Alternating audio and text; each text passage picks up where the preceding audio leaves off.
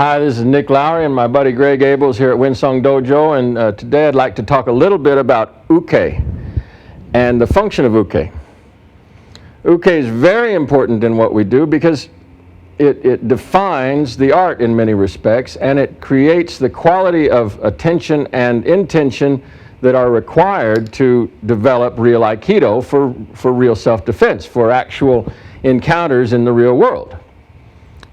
Whatever form of uke that your system of training engenders or creates will affect and create or mirror in the waza or the technique that you wind up with coming out of Tori. And so your defensive reactions and your ability to respond correctly and your sense of timing and your sense of even reality of what's possible or not possible will all get involved in what's going on with uke.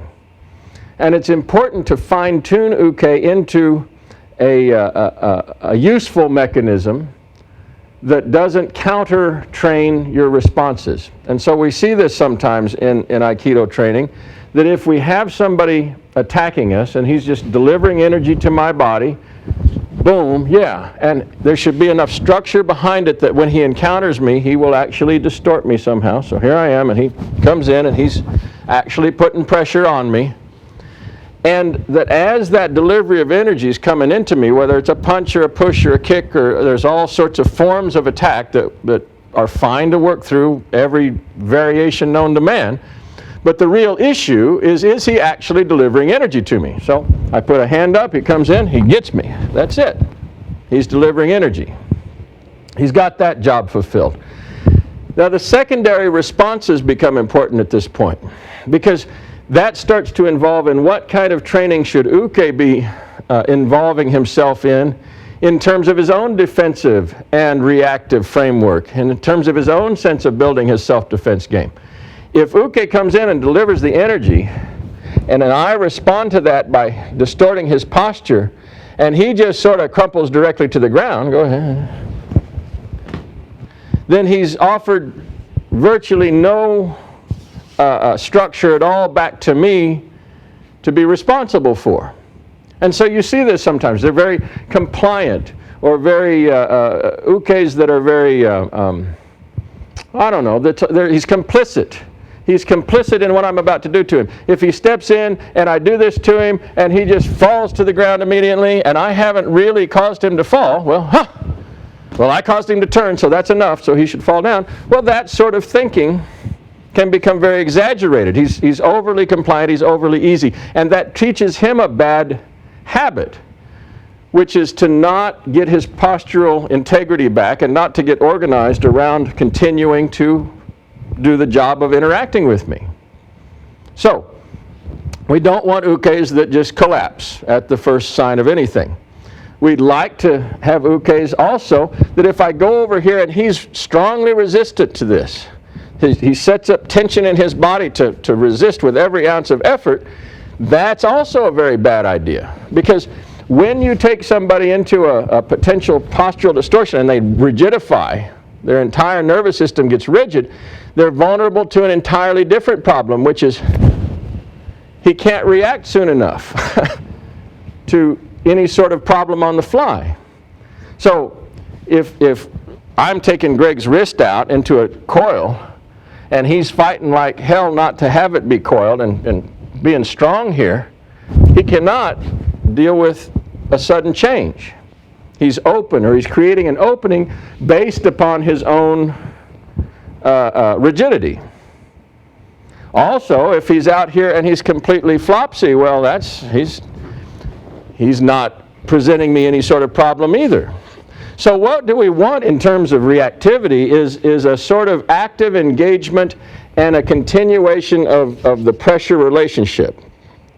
Because that's the only one where he can continue to operate. If I get powerful on this and he keeps enough back pressure in it to maintain his connection to me, he can actually exploit me at this point by changing his hip now. Woo, right. And if I'm giving him enough back pressure through my grip and not getting fixated on the fall, then I can give it back to him. And then he can give it back to me. That's right. So we actually are trading roles back and forth. Being, I'm uke, you're uke, I'm uke, you're uke, back and forth. Or we're basically passing off balance back to each other. And that's the capacity you have to build into your ukes.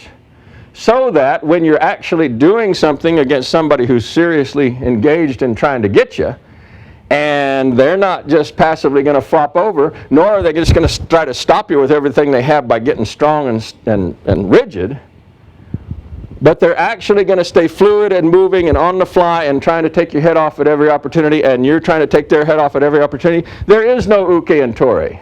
You're both operating on the same plane. That's where Aikido has to get to become really real. That's not to say that you need to invest in that he grabs my arm and starts to go somewhere and do something, that if I'm busy fighting this, well, I can't very readily deal with secondary attacks now because I get fixated on stopping this thing. So it's not all just about stopping the guy, but it is enough connection at this point so that when I change my hip, he gets to have the problem to solve. So it's very important to develop the correct amount of tension and counter tension with each other, and feeling how much connection that we have in each other's bodies. If I lay my hands on Greg and all I feel is his arm, that's not quite what I want. I lay my hand on Greg and I want to feel all the way into his body. Now he can tell you, where does that feel like? I got you on this hip and into this foot. That's a real attack. But if I just come up and lay my hand on him and it goes nowhere, it's doing nothing, it's just kind of holding his hand like we're just shaking hands. Hi, how you doing? Like that. Very different. We're just shaking hands, and as we shake hands, he wants to enter into my center. Go ahead and just connect to me. Yeah, right. Now he's giving me load and he can feel it, I bet, all the way to my back foot. At the same time, I want to feel all the way into his back foot. Now we actually have something going on. Now he wants to take that and feed it somewhere else into my body. Oh, very good. And now I want to feel it somewhere else into his body. Into his hip, for instance. And now he takes me onto my front foot.